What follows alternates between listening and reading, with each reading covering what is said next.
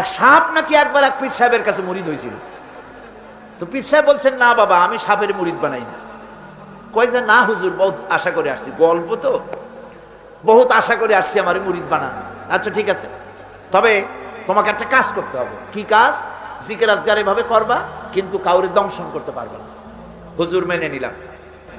সে করছে কি, ময়দানের ভিতরে বিয়ে কাইত হয়ে ধানুয়া জমিন, ধানের জমিন, প্যাডি লাইন, সেখানে কাত হয়ে পড়ে জিকির আজগার করতেছে। রাখাল ধান কাটছে, সন্ধ্যার পর এই ধানগুলি বান্ধে নেবে কি দিয়া দড়ি নেই, খুঁজতে খুঁজতে দেখে লম্বা একটা দড়ি। ওইটা যে সাপ সে তো বুঝে না, সে ওইটারে ধরিয়া এরপরে ধানের আটি বাঁধতেছে। সাপে তো খুব মহারাগ, সাপ তো আর যেই সেই সাপ না, মারাত্মক সাপ। সাপ বলতেছে, আরে বাবা, তুই আমারে দড়ি মনে করলি, আমি তোর কেমন দড়ি, মুরিদ না হইলে টার পাওয়া দিতাম। বান্দার কারণে সাপের ঘাড়ে মুচকে গেছে, ঘাড়ে খুব ব্যথা লাগছে। বাড়ি নিয়ে যখন দড়িটারে ফালাই দিছে, মাথা কোন রকম কাজ করিয়া বহু কষ্ট করে পীর সাহেবের বাড়ি গিয়ে হাজির। বলছে, হুজুর, কি যে জিকির শিখাইলেন, আমার তো ঘাড় মুচকে গেছে। আশ্চর্য কথা, জিকির আজগারে মানুষের মানে কারো ঘাড় তো মস্কাবার কথা না, তোমার ঘাড় মস্কাইল কেন? পুরা ঘটনা সে শুনাইল। আচ্ছা, তা তুমি কিছু করলা না? কয়, হুজুর, আপনি তো নিষেধ করেছেন দংশন করতে। পীর সাহেব বলছেন, বেটা বেকুব, আমি তোমারে দংশন করতে নিষেধ করেছি, ফস করতে তো নিষেধ করি নাই। যখন তোমারে দড়ি মনে করিয়া হাত গায়ে হাত দিছিল, শুধু ফস করে উঠতে 3 লাখ দিয়া বর্ডার পার হয়ে দিল্লি চলে যেত। তুমি ফস করে উঠলা না কেন? সুতরাং ধৈর্যের অর্থ এটা নয় যে আপনারে পাড়াইতে থাকবে, থাপড়াইতে থাকবে, আর আপনি কবেন যে আল্লাহ আমি ধৈর্য ধরতেছি, ইন্নাল্লাহ মা'আস সাবিরিন। এটার নাম ধৈর্য না। ধৈর্য হচ্ছে ওভারকাম করতে হবে, পরিস্থিতির মোকাবেলা করতে হবে অত্যন্ত সহিষ্ণুতার সাথে, বুদ্ধিমত্তার সাথে, দৃঢ়তার সাথে, অবিচলতার সাথে। এটার নাম হচ্ছে সাবর। লূত আলাইহিস সালামের জামানায় যখন জমিনটাকে উল্টে দেওয়ার জন্য অর্ডার হলো, তখন ফেরেশতা বলছিল, আয় আল্লাহ, এই জমিনে তো একটা লোক আছে যে 30 বছর পর্যন্ত তোমার ইবাদত করেছে, সেই লোকটারে তো সরাবার ব্যাপারে তুমি কিছু বললা না। আল্লাহ রাব্বুল আলামিন বললেন, জমিনটা উল্টায়া ওর মাথায় আগে রাখো, ওরে শুদ্ধা জমিনটারে উল্টায় দাও। কারণ গোটা জাতি যখন আমার সঙ্গে নাফরমানি করছে, আমার নবীর সঙ্গে নাফরমানি করতেছে, তখন এরা কথা বলে নাই। এই লোক নিজের ইবাদত নিয়ে ব্যস্ত ছিল, নিজেকে জাহান্নাম থেকে বাঁচাবার চেষ্টা করেছে। গোটা জাতি জাহান্নামে যায়, সেজন্য ভুরুক্ষেপ করে নাই। হক কথা বলতেই হবে। হক যে বলবে না, হক থেকে যে চুপ থাকবে, সে হচ্ছে শয়তানুন আখরাস, বোবা শয়তান। রাসূলুল্লাহ হাদিসে বলেছেন, হক থেকে যে চুপ থাকে সেটা কি শয়তান? বোবা শয়তান। বিপদ মুসিবত থেকে বাঁচার জন্য হকের দাওয়াত দিতে হবে, তা না হলে আল্লাহ পাক ক্ষমা করবেন না। না হক যখন সমাজে চলতে থাকে, হকের আওয়াজকে, একজনকে হলেও হকের আওয়াজ বুলন্দ করতে হবে। কোরআনে কারিমে রব্বুল আলামিন বলেন, ওয়াত্তাকু ফিতনাতান লা তুসিবান্নাল্লাযীনা যালামু মিনকুম খাসসা। সতর্ক থাকো, বেঁচে থাকো ওই সব বিপদ থেকে, মুসিবত থেকে, যেই বিপদ শুধুমাত্র বিপদের কারণ যারা, ওদের জন্যই নাজিল হবে না, বরং যারা সহ্য করে তাদের উপরও বিপদ আসবে। কুকুর মরে পড়েছে, আপনি নাকে রুমাল দিয়ে যান, বাড়িওয়ালা ভালাইতেছে না, আপনিও ভালাবার চেষ্টা করতেছেন না। এখন এইটা পচে গলে দুর্গন্ধ হয়ে পরিবেশ নষ্ট করে দেবে। তখন এই মরা কুকুরটার দুর্গন্ধে শুধু বাড়িওয়ালাই অসুস্থ হবে না আশেপাশের লোকেরা অসুস্থ হবে? বলেন আপনারা, সবাই অসুস্থ হয়ে পড়বে। সুতরাং বাড়িওয়ালা যদি না ফেলায়, আপনার দায়িত্বে আপনাকে ফেলতে হবে। অন্যায় যেখানে উঠবে সেখানেই তাকে নির্মূল করতে হবে। এটা হলো উম্মতে মুহাম্মাদীর দায়িত্ব। আল্লাহ পাক এর জন্য বলেছেন, ওয়ালতাকুম মিনকুম উম্মাতুন ইয়াদউনা ইলাল খায়র ويأمرون بالمعروف وينهون عن المنكر ওয়া উলাইকা হুমুল মুফলিহুন। তোমাদের মধ্যে এমন কিছু লোক থাকা দরকার যারা মানুষকে কল্যাণের দিকে ডাকবে এবং অকল্যাণ থেকে মানুষকে ফিরাবে, কল্যাণের দিকে ডাকবে, হকের দিকে ডাকবে, নেক কাজের দিকে ডাকবে, মানুষকে ভালো কাজের দিকে ডাকবে। এরকম কিছু লোক তোমাদের মধ্যে হয়ে যাওয়া উচিত, তৈরি হওয়া উচিত, যারা হকের দাওয়াত নিয়ে তারা সমাজে বেরোবে। কারণ মুসলমানেরা হলো আমাদের সম্পর্কে আল্লাহ পাক বলেছেন, কুনতুম খায়রা উম্মাতিন উখরিজাত লিন-নাসি তা'মুরুনা বিল মা'রুফি ওয়া তানহাউনা আনিল মুনকার। তোমরা হচ্ছে শ্রেষ্ঠ জাতি। আমরা কি জাতি? আমরা যে শ্রেষ্ঠ জাতি সে কথা বলার মতো হিম্মত এখন আমাদের আর নাই, যার জন্য আপনারা আওয়াজ দিলেন যা শোনাই গেল। মুসলমানেরা কি জাতি? খায়রে উমাম, ইমামে আকওয়াম। পৃথিবীর ভিতরে সমস্ত জাতি সমূহের ভেতরে শ্রেষ্ঠ জাতি কারা? আরো জোরে বলুন। একথা কে বলেছেন? আল্লাহ পাক বলেছেন তোমরা শ্রেষ্ঠ জাতি। তোমাদের দায়িত্ব হচ্ছে তা'মুরুনা বিল মা'রুফ ওয়া তানহাউনা আনিল মুনকার। তোমাদের দায়িত্ব হচ্ছে ভালো কাজের আদেশ করবে, অন্যায় কাজ থেকে মানুষদেরকে ফিরাবে। এটা হচ্ছে তোমাদের দায়িত্ব। এই দায়িত্ব যদি আমরা পালন করতাম তাহলে আমাদের সমাজের ভেতরে এই অন্যায় অসত্য টিকে থাকতে পারত না। আমরা মানুষকে ভালো কাজের আদেশ দেই না। ভালো কাজের আদেশ দিতে হলে ক্ষমতায় থাকতে হয়। আদেশ আর অনুরোধ এ দুটো কি এক জিনিস?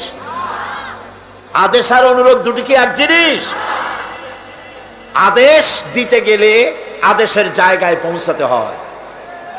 আদেশের জায়গায় না গিয়ে কাউকে হুকুম দেওয়া যায় না, অনুরোধ জানাতে হয়। গভর্নমেন্টের কাছে বিনীতভাবে অনুরোধ জানাই, সিনেমার অশ্লীলতার জ্বালায় টিকতে পারি না, রমজান মুবারক এসেছে, এই অশ্লীল সিনেমার ছবি নামায় ফেলা হোক, বিনীতভাবে অনুরোধ জানাই। এটা হলো অনুরোধ, এটা হচ্ছে অর্ডারের কাজ। তা'মুরুনা বিল মা'রুফ, আমর, হুকুম, অর্ডার। অনুরোধ করে হয় না, এটা আদেশ দেওয়ার মাকামে যেতে হয়। সেই আদেশের মাকামে আমরা কি যেতে পেরেছি? পারিনি। আমাদের অবস্থা হচ্ছে মোল্লার দৌড় মসজিদ পর্যন্ত। এই কথাটা যে কে শুনাইছে আল্লাহই জানে।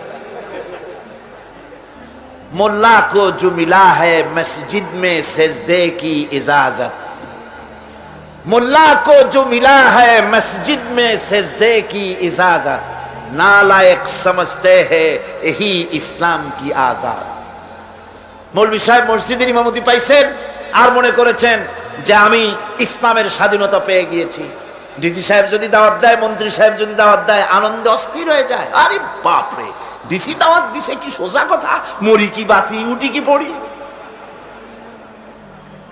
ওই জায়গা পার্লামেন্ট, সেক্রেটারিয়েট, বঙ্গভবন যেদিন কোরআনের দখলে আসবে সেই দিন ওয়ালাদ দিয়ে অন্যায়কে বন্ধ করা সম্ভব হবে।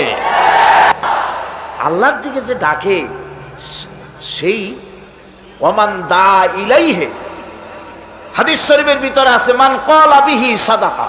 কোরআন থেকে যে কথা বলে সে কি কথা বলে? সত্য কথা বলে। কোরআন থেকে যে কথা বলে সত্য কথা বলে। মান ক্বালা বিহি সাদাকা ওয়া মান আমিলা বিহি উজরা।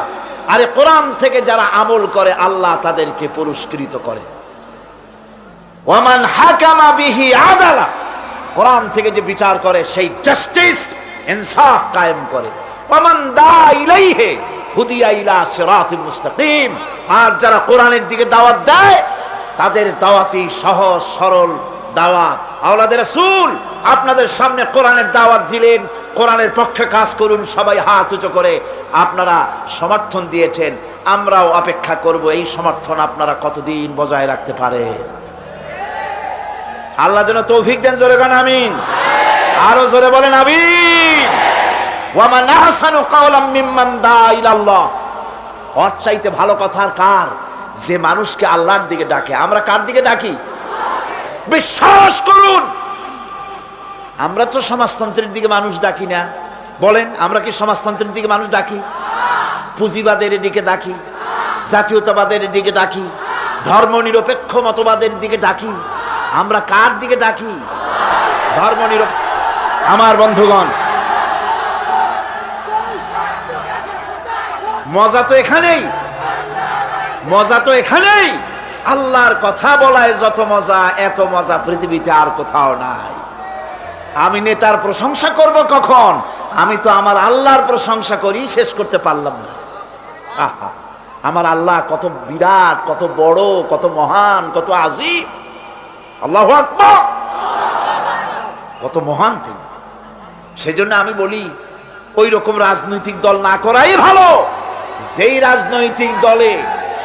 রাজনৈতিক দলে থাকলে আল্লাহু আকবার স্লোগান দেওয়া যায় না।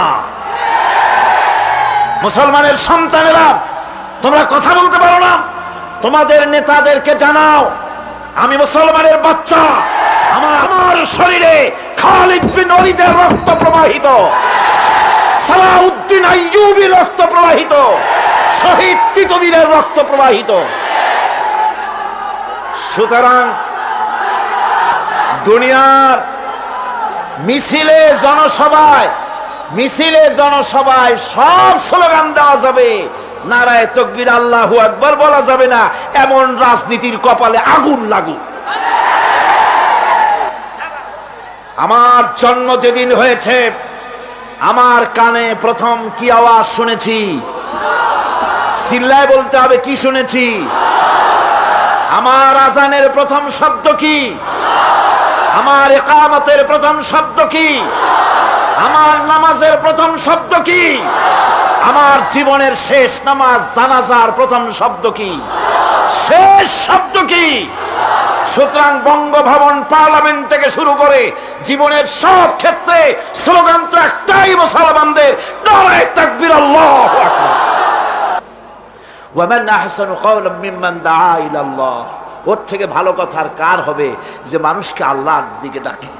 ওয়া আমিলা সালিহান, আর এরপরে সে নেক কাজ করে, সৎ কাজ করে। ওয়া ক্বালা ইন্নানি মিনাল মুসলিমিন, আর আমি হচ্ছি মুসলমানদের একজন। আমি মুসলমান তা বলছে না, কিন্তু কি বলছে? আমি মুসলমানদের একজন। এই আয়াত নাজিল হলো কখন? যখন মক্কায় মুসলমানদের উপরে অত্যাচারের স্টিম রোলার চালানো হচ্ছে।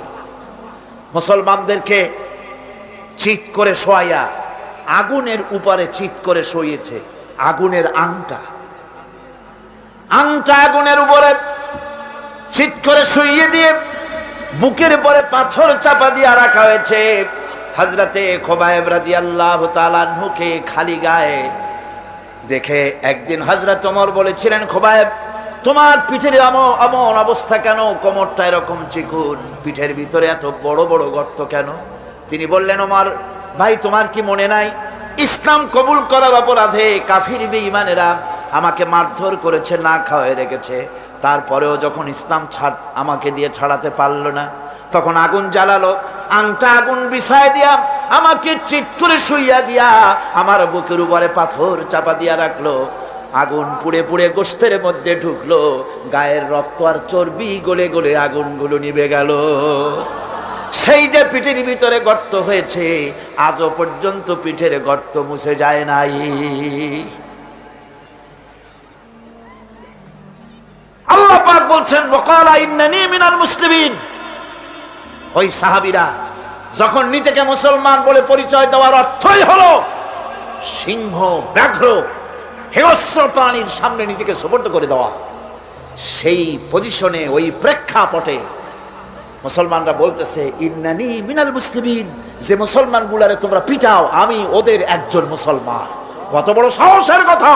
যাদেরকে মারতেছো, পিটাইতেছো, আগুনের উপরে রাখতেছো, আমি তাদেরই একজন মুসলমান। সুবহানাল্লাহ।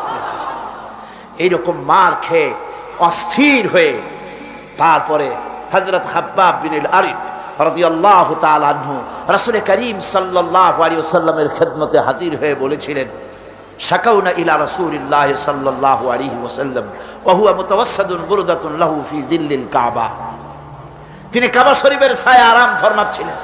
হযরত খাব্বাব বিন আল-আরিত সেখানে গিয়ে বললেন, আলা তাস্তানসিরু লানা, আলা তাদউ লানা ইয়া রাসূলুল্লাহ, হে রাসূল, আপনি কি আমাদের জন্য দোয়া করবেন না? আমরা তো শেষ হয়ে গেলাম। হুজুর বললেন, হুজুর উঠে বসলেন আর বললেন, দেখো তোমরা এখনই ব্যস্ত হয়ে গেল, এখনই ব্যস্ত হলে তোমাদের আগে যারা দিন প্রতিষ্ঠিত করতে এখানে এসেছিল তাদেরকে কাফেরেরা তাদেরকে ধরতো, তাদের জন্য গর্ত খনন করত, তারপরে তার মধ্যে কোমর পর্যন্ত ডাবাই দিত। সুম্মা ইউতা বিল মানশাব ফায়ুদাউ আলা রাসিহি ফায়ুজালু নিসফাইন, এরপরে করাত মাথার উপরে রেখে জীবিত মানুষটাকে করাত দিয়ে চিরে দুই টুকরা করে ফেলে দিত। মা ইয়াসুদ্দুহু যালিকা আন দীনে, এত বড় অত্যাচার করেও মুসলমানদেরকে আল্লাহর দ্বীনের রাস্তা থেকে এক চুলও সরাই দিতে পারে না। ওয়াল্লাহি লা ইউতাম্মান্নাল্লাহু হাযাল আমর, আল্লাহর নামে কসম করে বলছি, এমন এক সময় আসবে যখন মানুষেরা যাতায়াত করবে, সুন্দরী রমণীরা যাবে, সওদাগরেরা যাবে, টাকা নিয়ে পয়সা নিয়ে চলাফেরা করবে। লা ইয়াখাফু ইল্লাল্লাহ, আল্লাহ ছাড়া মনের মধ্যে কারো ভয় থাকবে না। সুবহানাল্লাহ, সুবহানাল্লাহ, আল্লাহ ছাড়া কারো ভয় অন্তঃকরণে থাকবে না। এরকম সময় আসবে। ওয়ালাকিন্নাকুম তাস্তাজিলুন, আসলে তোমরা বড্ড তাড়াহুড়ো করছো, এত তাড়াহুড়ো করো না, অপেক্ষা করো, আমি নবী কসম করছি এমন সময় আসবে। রাসূলুল্লাহ ওয়াদা করেছিলেন, সেরকম সমাজ আসছিল না আসে নাই? আসছিল কিনা জোরে গণ? আসছিল। আল্লাহ পাক বলছেন হকের দাওয়াত দিতে হবে, আর এই দাওয়াত দিতে গিয়ে কিছু পরোয়া করা যাবে না। এই দাওয়াত দিতে গেলে বিপদ আসবে, মুসিবত আসবে, কষ্ট হবে, রক্ত দিতে হবে, জীবন দিতে হবে, তার উপরে ইসলামের রাষ্ট্রের প্রাসাদ নির্মাণ হবে। এই শহরে বড় বড় বিল্ডিং আছে না? আছে কিনা? এই বিল্ডিংগুলির কাছ থেকে আপনি হেদায়েত নিতে পারেন। বিল্ডিং এর কাছ থেকে হেদায়েত নেবেন কি? বিল্ডিং এর কাছ থেকে হেদায়েত নেবেন বিল্ডিং তৈরি করতে গিয়ে কিছু ইট ভেঙ্গে চুড়ে টুকরা টুকরা হয়ে মাটির তলে যেতে হয়েছে নাকি হয় নাই? মাটির তলে যে ইটগুলি গেল, সেই ইটেরা যদি বলতো আমরা মাটির তলে যাব না, আমরা উপরে থাকবো, যাতে করে বার্জারের রং আমার গায়ে লাগে, এটা যদি বলতো, তাহলে বিল্ডিং কি তৈরি হইতে পারতো?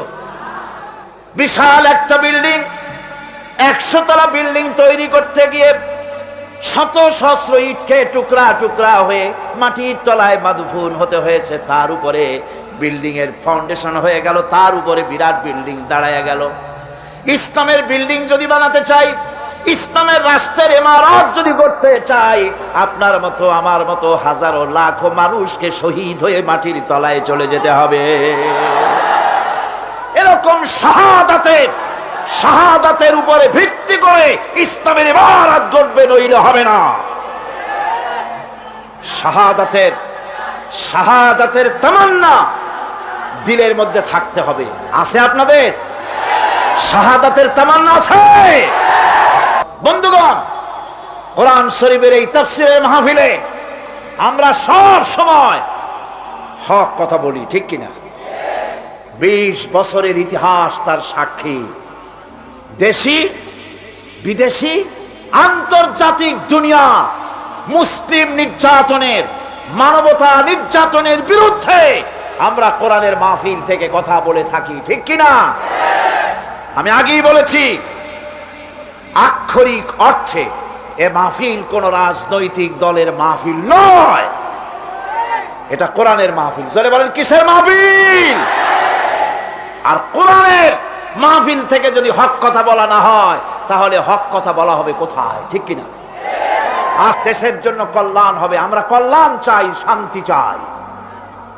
বন্ধুগণ, কোরআনে কারীম বলছে ওয়াতাওয়াসাউ বিল হক ওয়াতাওয়াসাউ বিস সাবর, হকের দাওয়াত দাও। আর হকের দাওয়াত দিতে গেলে বিপদ আসবে। হকের দাওয়াত দিতে গেলে কি আসবে? বিপদ আসবে। সেই বিপদ আসলে সবর করতে হবে। কি করতে হবে? সবর করতে হবে। এই সবর হচ্ছে মহা ক্ষতি থেকে বাঁচার জন্য 4 নম্বরের বিষয়। এটা হলো কয়টা কথা আমাদেরকে ক্ষতি থেকে রক্ষা করবে? বলেন না কয়টা? 4টা। তার একটা হলো কি? 2 নম্বরে কি? আমলে সালেহ। 3 নম্বরে কি? হকের দাওয়াত। 4 নম্বরে কি? সবর। একটু জোরে সোরে জিকির করেন লা ইলাহা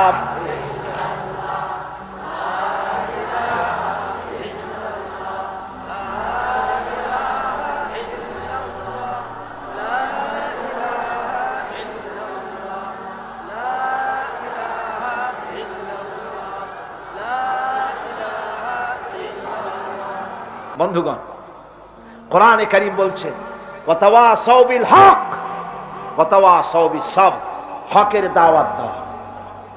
আর হকের দাওয়াত দিতে গেলে বিপদ আসবে। হকের দাওয়াত দিতে গেলে কি আসবে? বিপদ আসবে। সেই বিপদ আসলে সবর করতে হবে। কি করতে হবে? সবর করতে হবে। এই সবর হচ্ছে মহা ক্ষতি থেকে বাঁচার জন্য 4 নম্বরের বিষয়। এটা হলো কয়টা কথা আমাদেরকে ক্ষতি থেকে রক্ষা করবে? বলেন না কয়টা? 4টা। তার একটা হলো কি? 2 নম্বরে কি?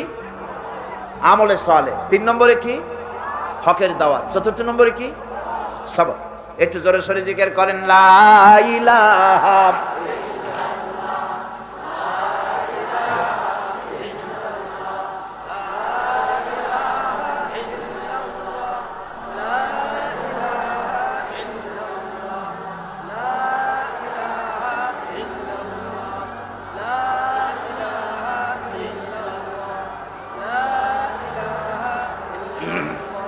লা ইলাহা ইল্লাল্লাহু মুহাম্মাদুর রাসূলুল্লাহ। সবর কোরআনে কারীমের মধ্যে সর্বাধিক ব্যবহৃত একটি শব্দ সবর। আরবি ভাষায় বিভিন্ন অর্থে এই সবর শব্দ এসেছে। তবে সাধারণত সবর শব্দের অর্থ হচ্ছে অবিচলতা, দৃঢ়তা, সহিষ্ণুতা, মন মেজাজের সমতা, ধীরতা, কষ্ট সহিষ্ণুতা, বরদাস্ত করা, এগুলি হচ্ছে সবরের অর্থ। আমরা মনে করি সবর হচ্ছে ধৈর্য। হ্যাঁ, ধৈর্যটা ঠিক, কিন্তু সেই ধৈর্যের অর্থ কি? এই ধৈর্যের অর্থ এই নয় যে কেউ আপনার একটা থাপ্পড় মারবে আর আপনি বলবেন ভাই হাতে ব্যথা পাইছেন নাকি, তাহলে আমার আর একখান থাপ্পড় দিয়ে দাঁত যে কয়টা আছে তাও ফালাই দেন। এর নাম সবর না। সবর হলো বিপদে আপনি হতাশ হবেন না, বিপদে ভেঙে পড়বেন না, বিপদে থাকবেন দৃঢ়, অবিচল, মাথা ঠান্ডা, সুস্থ মস্তিষ্কে বিপদকে ওভারকাম করার জন্য কৌশল অবলম্বন করবেন। এটাই হচ্ছে সবর। ধৈর্য ধরতে হবে অবিচলতার সাথে, দৃঢ়তার সাথে, সহিষ্ণুতার সাথে।